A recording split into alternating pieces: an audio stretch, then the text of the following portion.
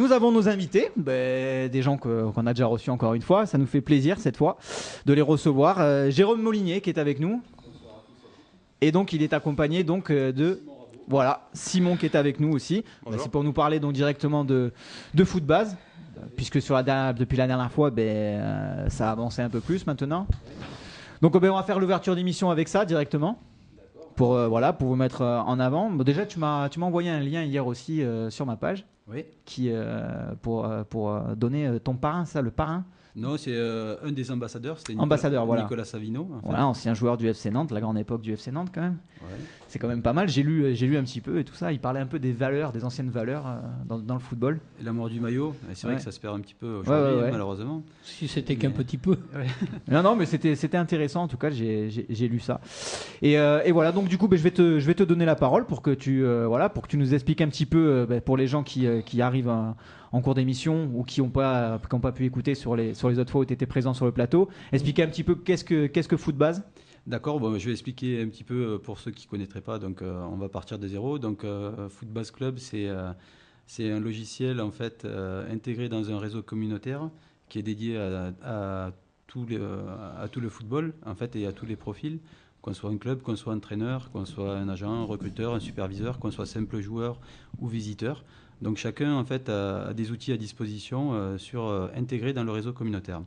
Donc nous, notre cible actuelle, puisque nous sommes en plein développement et lancement commercial et de la communication, donc c'est de faire parler de Footbase auprès des clubs et des entraîneurs, mais également aussi auprès des jeunes joueurs qui souhaiteraient se montrer. Donc dedans en fait il y a des outils.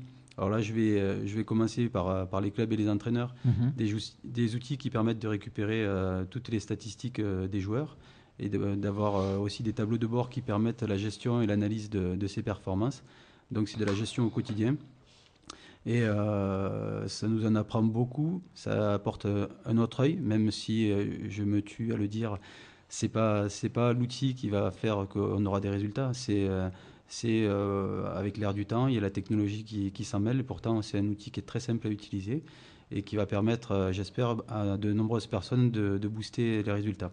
Voilà, de mieux comprendre, en fait, puisque dessus, on a le suivi au quotidien de toute l'équipe, de la vie de groupe, le suivi mental, le suivi athlétique, le suivi médical des joueurs. Et en plus, on récupère toutes les performances des joueurs. Ça va les affinités sur le terrain, exactement. Voilà, tout ce qu'il peut y avoir. Circuit préférentiel de chacun des joueurs. Les stats, quoi. Toutes les stats, voilà, comme à la télé. En fait, si ça a été créé au début, l'objectif c'était de créer une plateforme qui soit la première plateforme qui soit capable de réunir tous les acteurs du football. Et quand je dis tous les acteurs, je pense aussi aux simples passionnés.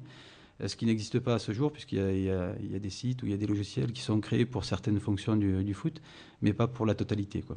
Donc l'objectif, nous, c'est vraiment de réunir tout le monde sur Footbase Club. Voilà, alors... Oui, Jean-Claude. Oui, j'ai une question. Tu as des clubs de la région, sont plutôt des amateurs, des professionnels qui s'adressent à toi? Alors, nous, notre cible numéro 1, c'est les amateurs. C'est conçu vraiment pour les amateurs, pour qu'ils puissent travailler comme des professionnels, comme les outils qu'ils peuvent voir à la télé quand ils regardent un match de Bordeaux, ou du PSG ou de l'OM. Voilà, c'est exactement ça. Les passionnés sont en bas. Ils n'ont pas beaucoup de moyens aujourd'hui, ni techniques en termes de structure ou financiers. Et donc, il fallait trouver justement un bon compromis où l'entraîneur va pouvoir vivre sa passion à fond avec un outil digne de ce nom qui est performant. Et je vois pour la formule la plus simple pour un entraîneur à l'année, c'est 40 €. Donc, c'est pas grand-chose. C'est un outil light qui permet déjà de faire pas mal de choses si on évolue à une division en dessous et qu'on n'a pas besoin forcément de toutes les statistiques des joueurs. Et puis après, il y a la version entraîneur 1 où là, elle est à 65 €, donc c'est pas beaucoup. C'est pas beaucoup plus cher. Et puis après, il y a les clubs qui peuvent prendre, eux, les abonnements pour mettre à disposition des entraîneurs l'outil. Donc, il y a un abonnement à 120 € à l'année, un autre à 200 et un autre à 750. Mais celui-ci est beaucoup plus poussé puisqu'on a droit même à des recruteurs. C'est ça que j'allais te demander. Alors, si on part de la version classique, la plus basse, à 40 €, qu'est-ce qu'elle propose directement par rapport à celle qui va être au-dessus et puis après celle encore au-dessus? Qu'est-ce qui fait que... Alors l'outil entraîneur 2 par exemple et l'outil light à 120 € pour les clubs va permettre en fait d'utiliser un outil qui est beaucoup plus simple qui permet de récupérer les statistiques globales de l'équipe. Donc hormis le fait qu'on peut préciser quand même les buteurs, les passeurs, les cartons, etc. Là, vous allez récupérer la totalité en fait des duels gagnés sur le terrain, de la possession de balles, de la possession de balles de l'équipe adverse, etc.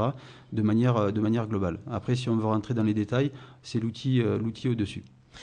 Oui, une question. Alors, comment ça se passe réellement sur le terrain ? C'est-à-dire que c'est toi qui y vas ou quelqu'un, ou c'est l'entraîneur qui... Parce que je pense pas que l'entraîneur ait le temps de noter combien de fois son 5 va toucher le ballon, s'il va relancer pied droit, pied gauche, court, long, etc. C'est une très bonne question, Jean-Claude. Non, l'entraîneur en général, il est pris par le, il est pris par le jeu. C'est pas à lui de faire ça. En général, c'est un adjoint ou alors c'est un dirigeant qui connaît l'équipe qui s'occupe de faire ça. Dans certains cas, on voit même certains joueurs prendre les statistiques, ceux qui sont remplaçants, et qui changent au fur et à mesure à la mi-temps quand il y a des changements. D'accord, c'est avec un logiciel Alors c'est très simple, ça peut être depuis un ordinateur portable, depuis les tablettes, depuis un téléphone. Donc pour le téléphone, par contre, je précise qu'il faut avoir un téléphone assez grand écran pour que ce soit facilement les derniers Samsung utilisable. Ou iPhone. Ouais, voilà. Ouais. Donc c'est assez facile et instinctif, c'est ludique. Ça se fait franchement très bien. Il faut une ou deux utilisations auparavant pour s'entraîner un petit peu. Et après, quand on la met, on regarde le match complètement normalement. Et on peut être pris par le jeu et prendre les stats aussi en même temps. Pour l'entraîneur, c'est encore différent parce que lui, il a trop de choses à penser. Oui, c'est clair. Voilà. Donc, moi, je voulais insister aujourd'hui, c'était notamment pour les jeunes joueurs, parce que je pense que, bon, après, c'est pas parce que c'est notre outil aussi, et c'est notre idée que c'est forcément le top ou la panacée, mais aujourd'hui, un jeune joueur, ce qu'il a envie, c'est d'exister dans son foot. Il a envie de se comparer avec ses copains, il a envie de se comparer avec ses joueurs préférés, il a envie surtout aussi d'exister, de se faire connaître. Donc là, on va dire que c'est les parents qui vont jouer le foot de leurs enfants. Ouais. Et là, donc l'utilisateur, c'est très facile puisqu'il n'a qu'un joueur à suivre, et c'est souvent leur fils, leur neveu, peu importe. Et là, il n'y a qu'un joueur à suivre à la fin du match. Il suffit d'appuyer, donc vous vous connectez sur le site en direct depuis le téléphone, si vous avez Internet sur le téléphone. Vous prenez les stats du gamin, puis à la fin, vous enregistrez, et il partage sur son mur avec toute la communauté, avec tous ses amis. Et puis, en même temps, toutes ces données, en fait, apparaissent aussi aux yeux de tous. C'est-à-dire qu'un club, un entraîneur, un agent de joueur ou n'importe qui va pouvoir consulter ces statistiques-là. Donc, il y a deux sortes de statistiques. Il y a les statistiques officielles qui sont prises par des clubs utilisateurs, donc on sait d'où elles viennent. Et il y a le tout venant, entre guillemets, où ce sont les personnes qui prennent eux-mêmes. Si on tape le nom de Ludovic Gold, par exemple, si son club utilise Footbase aujourd'hui, on va voir les statistiques très simples. C'est juste la fiche technique de Ludo qui va apparaître. Par contre, s'il y a quelqu'un qui prend ses stats à lui, on pourra rentrer dans les détails, voir toutes les statistiques qui ont été prises, même si elles ne sont pas officielles. Entre guillemets, elles donnent quand même beaucoup d'informations. Et puis en général, c'est de la saisie, donc on peut s'amuser à tricher, mais après ça va se retourner contre le joueur parce que tout est vérifiable à l'arrivée. Ouais, c'est la question que j'allais te poser. Oui. Le papa qui est un peu... on le voit souvent, hein, on voit les parents, mon fils c'est le plus beau, c'est le futur Zidane, Maradona, Pelé, etc. Le père va peut-être avoir un peu tendance à en rajouter, quoi. Mais bon, ce que tu dis justement, s'il met des trucs bidons et qu'après il change de club et qu'on s'aperçoit que ça ne correspond pas, automatiquement c'est pas une bonne chose non plus. Si on met qu'il a mis 3 passes décisives et qu'il a marqué 2 buts à chaque match, et effectivement si ça se vérifie pas, ne serait-ce que par rapport au résultat, déjà ça va être embêtant. 0-0. Et puis donc c'est sûr, je dis pas qu'il n'y a pas une partie de la population qui l'utilisera de mauvaise manière, mais par contre même pour les parents, il faut savoir l'utiliser de manière pédagogique, c'est-à-dire quand je dis pédagogique, c'est aussi pour eux. Parce que comme tu as dit Jean-Claude, aujourd'hui, si on fait des centres de formation pour les joueurs, il faudrait des centres de formation pour les parents. Et c'est pas tort, hein. C'est une partie qui est difficile à maîtriser de la part des éducateurs aujourd'hui, parce que oui, effectivement, les parents voient leur fils souvent ou leur fille pour les féminines comme le meilleur ou la meilleure, mais non, on va dire. Voilà, là il faut qu'ils s'en servent vraiment pour faire vraiment de la saisie sur l'instant présent, de prendre vraiment que ce qui se passe et ce qu'ils voient sous leurs yeux, pour après que le gamin puisse analyser aussi ses matchs. parce que c'est important de voir en fait si le gamin s'est fait plaisir et qu'il a fait 3 petits points dans le match, qu'il est content de lui, il pense que c'est le meilleur, ou au contraire, il joue un poste offensif et il n'a pas fait de tir au but, il n'a pas fait de centre réussi. Donc là, il va pouvoir savoir où il faut appuyer pour qu'il puisse progresser. Et puis, pour l'utilisation de l'entraîneur en lui-même, je pense que c'est vraiment aujourd'hui un argument. Ouais. Et pour rebondir un peu sur ce que tu disais, moi je suis tout à fait d'accord sur le truc des parents. Moi, nous, on le voit de plus en plus, mais c'est vrai que la marge de progression en plus chez les jeunes, c'est vrai qu'on en voit beaucoup exploser. Mais plus ils grandissent, plus on arrive à un niveau senior où on va dire l'écart se resserre, où ces joueurs-là, bizarrement, on les voit plus. Donc là aussi, c'est peut-être, à force de leur avoir dit depuis tout petit, oui, vous êtes bon, les petits à cet âge-là restent souvent sur leurs acquis et n'ont pas envie de travailler derrière parce qu'à force de leur répéter qu'ils sont bons, automatiquement, ils se voient beaucoup plus bons que les autres. Ouais. Et donc, puis souvent, c'est pas les meilleurs qui passent non plus. Hein. Donc, c'est pour ça. Il faut avoir, c'est un tout, les footballeurs, il faut vraiment qu'il y ait la tête et les jambes. Donc là, il faut savoir s'en servir aussi intelligemment. Et c'est-à-dire qu'il faut que ça aille dans le bon sens. Après, on peut s'en servir à tout niveau, même pour le futsal ou pour des amis qui vont s'amuser, qui jouent en foot entreprise ou en vétéran. Ils peuvent s'amuser et puis se comparer entre eux. C'est vraiment un outil qui peut devenir là tout autre et c'est vraiment un moment de partage et de sympathie. Ouais, pour les vétérans, c'est plutôt la 3e mi-temps qu'il faut faire les stats. Tu connais, toi? Oh, là, non. Je crois qu'il y a Alexis, avant de nous flinguer son micro, il veut poser une question. Ouais, je suis habitué à ça. Non, ma question que j'ai à te poser, c'est quel gros club, entre guillemets, s'est déjà servi de foot base? Aujourd'hui, on a des clubs, on a eu un club de national, des clubs de CFA qui l'utilisent. On a des contacts avec des clubs pro à ce jour. Maintenant, les clubs pro, on ne joue pas dans la même cour. C'est-à-dire qu'aujourd'hui, il y a Misco, il y a Opta qui font du tracking vidéo, qui ont des stats extrêmement poussées et autres avec du matériel. Et ce n'est pas du tout le même prix. Par contre, c'est vrai qu'on est capable d'avoir quasiment le même résultat qu'eux, avec un outil, entre guillemets, qu'on va appeler domestique, parce que c'est l'utilisateur lui-même qui prend ses stats et qui s'en sert. Maintenant, au point de vue des clubs pro, oui, ça nous intéresse au niveau de la formation, pour qu'ils aient un suivi, pour qu'ils se créent eux-mêmes leur base de données, pour qu'ils puissent avoir des certitudes ou pas. C'est difficile d'avoir des certitudes en football, mais sur des temps de passage au niveau formation, sur des gamins qui avaient 15 ans et qu'on a vu plus tard avec des statistiques pareilles, réussir après. Donc ce sont puisque dedans on peut intégrer aussi tout ce qui est test physique, etc. sur le suivi. Donc il y a un suivi longitudinal et vertical de chacun des joueurs. D'accord. Ouais, c'est quand même pas mal. Et je vais te poser une autre question qui je me pose cette question-là. Est-ce que toi qui es ancien joueur professionnel quand même, voilà, pour les gens qui nous écoutent, donc tu as quand même une carrière. Tu as joué dans certains clubs quand même, à Nîmes, Angers, enfin voilà. Moi je voulais savoir, est-ce que c'est beaucoup plus facile d'avoir des ambassadeurs, notamment comme Nicolas Savino, d'être un peu plus reconnu que quelqu'un qui va se lancer à peu près comme toi, on va dire avec le même projet, mais qui n'est pas qui a pas on va dire un gros réseau? Ah oui, le réseau, je ne veux pas dire que c'est pas important, au contraire, non. Pour diffuser, ne serait-ce qu'aujourd'hui, si je suis présent, voilà, c'est parce qu'on se connaît, tu as la gentillesse de nous inviter. Donc, que ce soit les médias ou le réseau foot en direct, c'est vraiment important. Maintenant, une bonne idée, monsieur tout le monde peut l'avoir aussi, ou peut-être a déjà eu les idées que nous, on a. Maintenant, je pense que pour avoir une bonne idée, il faut la mener au bout. Et même si c'est difficile, même s'il y a des moments de galère, il faut pas lâcher. Et puis, il faut être certain que ce que l'on fait, en tout cas, va dans le bon sens.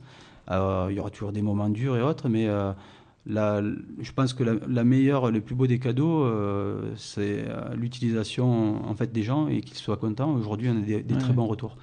Je vois qu'il y a des clubs de CFA qui l'utilisent de plus en plus et ils sont très contents. Ça leur apporte vraiment un plus. Un œil différent ou des informations à la mi-temps ou en fin de match qui peuvent être capitales. Donc ça, c'est important. D'accord. Et une autre question aussi, on sait que le projet, la première fois qu'on en a parlé, il y a à peu près 1 an et demi, 2 ans, sur la première fois où tu étais venu. Qu'est-ce qui a fait que vous êtes... qu'est-ce qui, en gros... comment vous avez fait pour en sortir? Qu'est-ce qui a fait que vous êtes mis les bâtons dans les roues? Le projet a mis du temps à arriver. On sait qu'il va y avoir un point de presse depuis un moment et tout ça. C'est vrai qu'on attendait depuis un moment. Ça fait un moment qu'on en parle de toi et moi. Mais bon, donc, pour ceux qui ont un peu suivi, qu'est-ce qui a fait que du coup ça a mis autant de temps? Donc déjà l'idée, je l'ai eue en 2008. Donc elle n'est pas d'aujourd'hui. À partir du moment où je l'ai mis en place sur le papier, et ce qui est Footbase aujourd'hui, ça n'a pas changé d'un iota, je veux dire. On est toujours, même si j'ai voulu m'en écarter, à chaque fois je suis revenu quand même à l'idée de départ. Donc ce qui prend du temps, c'est aussi le manque de moyens. Aujourd'hui, nous, si on pouvait lever des fonds, on pourrait se structurer encore plus et pouvoir communiquer et commercialiser beaucoup plus facilement. Après, comme tu m'as dit, ben voilà, aujourd'hui, on a le réseau. Le réseau est important et voilà. ça permet de pouvoir gagner du temps et de toucher les bonnes personnes, ou en tout cas les personnes qu'il faut, que ce soit au niveau média aussi, pour qu'on puisse parler de nous. Après, la réussite de Footbase, ça sera que les gens apprécient l'outil, qu'ils ont envie de l'utiliser et on peut avoir ici, quoi. Et qui en parleront et ça fera boule de neige. Ouais, alors c'est sûr, après c'est nouveau, le plus dur c'est de le faire connaître. Si on a tant galéré, ça a été pour plusieurs raisons, puisque la première version était très fonctionnelle mais pas très design, et donc on a voulu faire quelque chose de moderne pour pouvoir le commercialiser. Maintenant, en fait, il a fallu qu'on recommence tout de A à Z, et c'est un travail de titan, puisque derrière, Footbase, c'est une sacrée machine. Ce sont des logiciels, ce sont des liens qui se recoupent dans tous les sens, et ça a mis beaucoup plus de temps, en fait, que ce que le prestataire qui nous le met en place pensait. Donc, on a pris du retard. Bon, mais c'est comme ça, maintenant, il faut faire avec, et puis il faut avancer, quoi. Donc voilà. Simon, après... lui, à la partie communication, donc lui, il est là pour mettre Footbase en lumière, pour dire, on sort de la grotte et on est là, on existe. Parce que je pense qu'on a beaucoup de choses à apporter, et après c'est changer aussi les mentalités. Je pense qu'en France on a un petit peu de retard par rapport à certains pays sur alors les statistiques. Avait de l'avance il y a quelques années. Ouais. Mais parce qu'on est aussi à la vieille école, et puis je le comprends aussi, hein, parce que je pense que la machine ne fait pas tout, et il faut pas modifier, comme je disais tout à l'heure, l'importance de l'œil humain ou le ressenti qu'on peut avoir sur les gamins. Donc ça va rentrer petit à petit dans les mœurs. Comme les tablettes, puisque quand on a lancé véritablement le projet, ça a été en janvier 2010, quand la première tablette iPad est sortie. Et j'ai dit, c'est l'outil qu'il nous fallait aujourd'hui, idéal pour pouvoir récupérer les stats, quoi. Donc voilà. Ouais, puis tu as l'évolution aussi des coachs. Bon, maintenant, il y a beaucoup de... Je prends notre exemple au CHR. Bon, on avait un coach qui était de l'ancienne école. Attention, ça n'enlève absolument pas ses qualités, parce qu'il a quand même amené le club à un doublé Coupe Championnat de France il y a 4 ans maintenant. Maintenant, on a 2 jeunes coachs, dont un que Ludo connaît très bien, Damien Bonave, qui est très porté informatique. On est allé jouer à Nantes il y a 2 semaines. Le jeudi d'avant, il avait fait une séance vidéo aux joueurs. Il a passé, son père, Alain Bonave, qui ne le connaît pas, m'a raconté. Il m'a dit, mais Damien, il a passé une nuit à faire les recoupages, etc. Donc, il travaille beaucoup maintenant aussi avec Internet.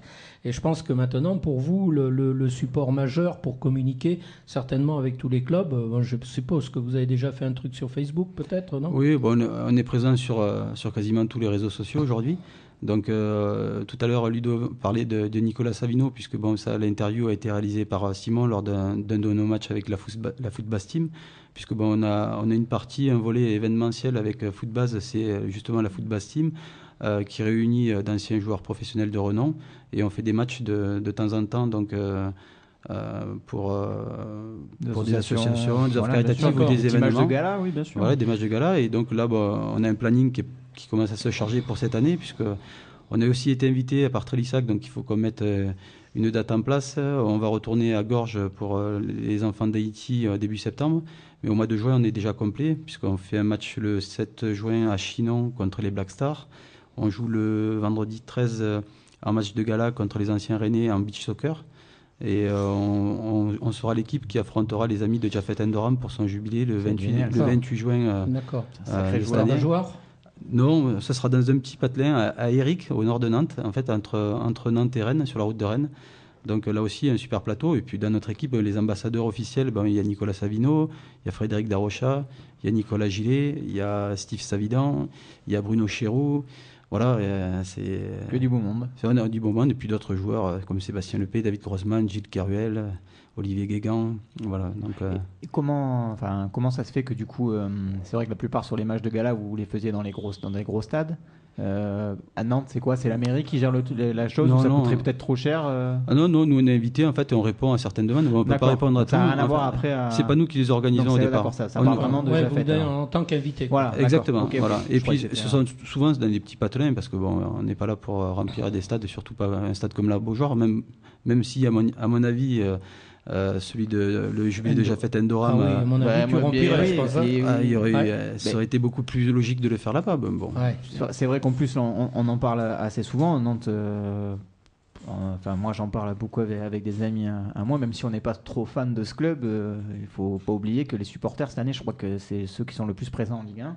Ah oui, dans le stade et surtout à l'extérieur. Donc c'est quand même un public qui aime le football. Donc c'est pour ça que je pense sur une manifestation comme ça, avec d'anciens cadres de la grosse époque, à mon avis, il y aurait au moins la moitié du stade tranquille. Hein. Bah oui. J'ai oublié comme ambassadeur, on a Michael Pagis quand même. Moi j'ai beaucoup aimé. Tiens. Mika qui est un super mec et un super joueur. Et Mika en plus sera parrain du tournoi qui se réalise sur Rennes de beach soccer. Donc là, je pense qu'il aura beaucoup de choses à nous apprendre encore. C'est vrai que j'ai vu qu'il était au beach. Ouais, parce qu'il fait encore partie de l'équipe de France de beach soccer avec Kanto. Donc c'est pas mal. Donc je vais laisser un peu la parole à Simon parce que j'ai dit pas mal de choses, mais du coup, Simon va pouvoir enchaîner sur le travail qu'il fait au quotidien et expliquer peut-être un peu plus la stratégie que l'on a sur la communication à court terme et à long terme. Et juste avant, j'aimerais juste que tu nous parles un petit peu de... Voilà, on sait que Simon est avec toi, on sait que la Footbase Team aussi, c'est une équipe. Oui. J'aimerais bien que tu parles un petit peu des gens qu'on ne voit pas, surtout qui travaillent aussi avec toi un petit peu, avant que Simon prenne la parole. Ouais, alors, sur les actifs, il y a Sébastien Lepé qui est associé, donc, qui est mon meilleur ami aussi, et avec qui j'ai joué 3 ans à Angers, qui a été formé, qui a joué à FC Nantes. Je connais, ça me dit quelque chose du nom. Et donc Sébastien est vraiment un associé et en plus quelqu'un qui a des bonnes idées et qui nous aide beaucoup au quotidien. Il y a Nicolas Babin qui fait partie du comité stratégique et qui j'espère un jour nous rejoindra. Donc Nicolas Babin, c'est l'ancien directeur Europe de chez Sony. Il y a Marc Chevalier que j'aimerais aussi pouvoir recruter. Marc Chevalier qui est docteur en neurosciences et qui est une personne qui est passionnée de foot et qui serait en fait sur les projets, parce qu'on a des projets derrière, on n'en est pas juste aux statistiques là, on a des projets divers dont je peux pas évoquer parce que c'est trop secret. Bien sûr, mais au moins j'aimerais bien que Marc nous rejoigne aussi. Bon, après Simon et moi, c'est la doublette du quotidien puisqu'on travaille tous les deux au bureau qu'on a sur Pessac. Et puis voilà. Puis après il y a tous les autres associés et notre partenaire local en fait qui avait investi dans Footbase qui s'appelle Finaki. Voilà. D'accord. Bon, du coup, Simon, on va te donner la parole un petit peu pour que tu nous expliques quel est ton rôle un petit peu dans sa fonction à Footbase, un petit peu savoir qu'est-ce que tu fais et puis surtout je te laisse un petit peu parler comme ce que tu as à dire sur ce que tu peux faire à Footbase. Jérôme a déjà dit beaucoup de choses. Je pense qu'il a résumé toutes les facettes de l'outil Footbase. Maintenant, mon rôle, c'est la communication, de faire connaître tout simplement le produit et l'outil Footbase à tout le monde, que ce soit aux entraîneurs, comme le disait Jérôme, mais aussi tous les métiers du foot, notamment tous les visiteurs. Donc, Jérôme a vraiment tout résumé. Je pense que maintenant, la seule chose à faire pour toutes les personnes qui écoutent, c'est tout simplement de venir faire un tour sur Footbase, de l'essayer. C'est gratuit pour l'inscription, il n'y a pas de souci. Même pour tous les entraîneurs, tous les clubs, il y a 10 jours d'utilisation gratuite. Donc ça permet déjà de faire un petit match pour voir un petit peu comment ça se passe pour prendre en main l'outil. Donc vraiment de venir visiter, de s'inscrire, de voir. C'est très facile de s'inscrire. Ça prend 2 minutes et ça permettra à tout le monde de s'imprégner un petit peu de l'outil. Après, éventuellement aussi de venir voir sur la page Facebook, puisqu'il y a une petite vidéo d'1 minute 30 qui résume très bien toutes les fonctionnalités de l'outil. Donc voilà, je suis de venir nous voir. D'accord. Okay. Comment t'es tombé là-dedans, toi, en fait? Comment, du coup, avec Jérôme, vous êtes connus, vous connaissiez avant? Quel est ton rapport avec le football avant aussi, peut-être? Je sais pas. Alors, tu parlais de Nantes. Moi, je suis un fan historique du FC Nantes. Bon, voilà. Et Nantais, donc, c'est aussi pour ça qu'on a fait le lien qu'on a. C'est Sébastien Lepé. D'accord. Pépé que je connais très bien. Et puis... le bouche à oreille a fait que je me suis intéressé au projet Footbase il y a maintenant 2 ans, à peu près. Moi, j'étais par le passé au FC Lorient, au service communication au FC Lorient. D'accord. Et puis l'aventure s'est terminée, et puis au fil des discussions avec Sébastien, on a fait connaissance avec Jérôme. Je me suis intéressé au projet de manière bénévole dans un premier temps, puisque, comme le disait Jérôme tout à l'heure, ce qui posait un petit peu problème, c'était les moyens. Mais le projet m'intéressait vraiment, j'y croyais beaucoup. Et étant passionné de foot, j'étais persuadé qu'il y avait un vrai avenir pour Footbase. Et puis voilà, ça s'est concrétisé il y a quelques mois. Et désormais, on travaille au quotidien avec Jérôme. D'accord.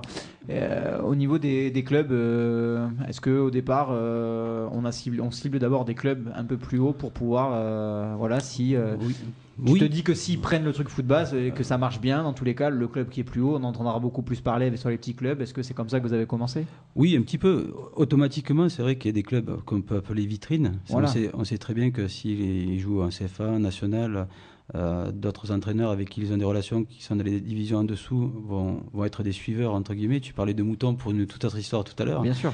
Mais non, c'est sûr, c'est important. Maintenant, il ne faut pas croire non plus que parce qu'on est entraîneur en CFA ou en national, on est légitime pour utiliser Footbase. Si on joue en première division de district ou si on joue avec des U13 ou n'importe quoi, on peut aussi utiliser Footbase. Un éducateur, pour moi, c'est quelqu'un qui est passionné de foot et qui a envie d'utiliser tous les meilleurs moyens pour réussir ou en plus pour s'éclater au quotidien dans sa gestion, parce que je pense que chacun le fait de manière sur ses cahiers ou sur des tableaux Excel, et ils se prennent la tête et ils gardent ou des armoires entières avec des cahiers. Là, aujourd'hui, ils peuvent réaliser tous leurs entraînements dessus. Les entraînements sont animés, ils peuvent reproduire des actions ou faire de la tactique en faisant de la reproduction d'actions à partir de notre outil aussi.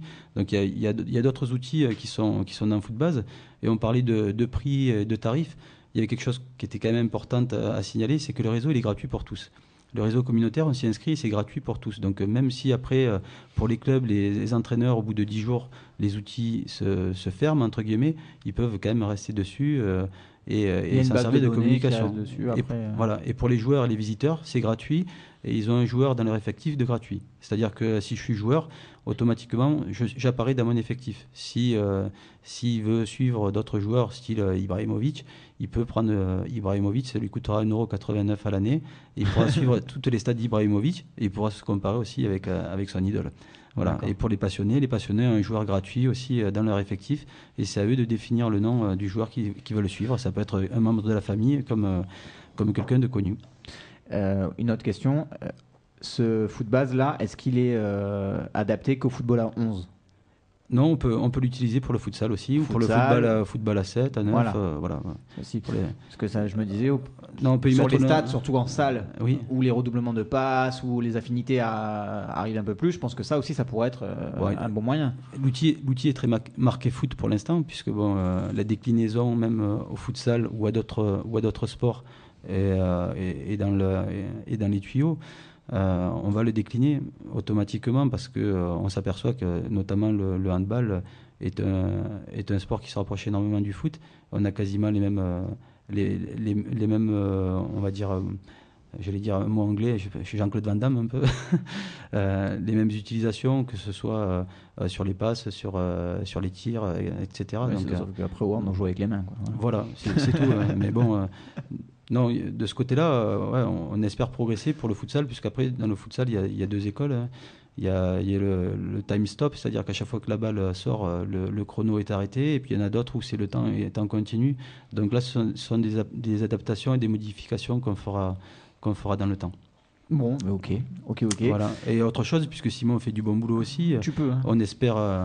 On espère que, en principe, le mondial Pupi qui a lieu en terre bretonne, dans le Finistère, à Plugufan et à Plomelin, devrait utiliser Footbase à la prochaine édition.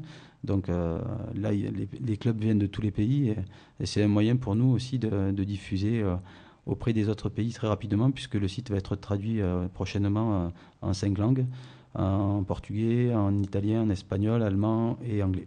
D'accord. Est-ce que du coup tu as prévu un point presse du coup pour la sortie officielle ? Oui, on va le faire là aussi. Simon l'a tout préparé. On attendait juste la sortie de l'outil pour qu'il soit vraiment fonctionnel et sans bug pour qu'on puisse commencer à communiquer, ce qui est le cas aujourd'hui. Maintenant, voilà, on a la matière. Tu as vu l'interview de Nicolas Savino hier. Il y en a d'autres à venir. Je pense que le prochain, ce sera Michael Pagis, parce qu'ils sont réalisés quand même depuis quelques mois. Donc on a tout au chaud. Simon fait franchement un gros boulot. Mais bon, c'est pas fini, c'est que le début, puisque là, au lancement, je pense qu'on va pas toucher terre. On a peut-être des passages TV et radio de grande écoute qui sont programmés. Donc bon, à suivre.